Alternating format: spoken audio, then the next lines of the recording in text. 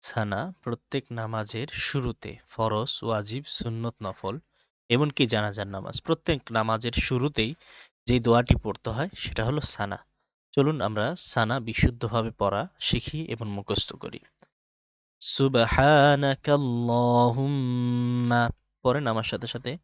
সুবহানাকাল্লাহুম্মা, সুবহানাকাল্লাহুম্মা ওয়া বিহামদিকা, ওয়া বিহামদিকা وتبارك اسمك، وتبارك اسمك وتعالى جدك، وتعالى جدك، وتعالى جدك ولا إله غيرك، ولا إله غيرك، ولا إله غيرك سبحانك اللهم وبحمدك وتبارك اسمك وتعالى جدك ولا إله غيرك।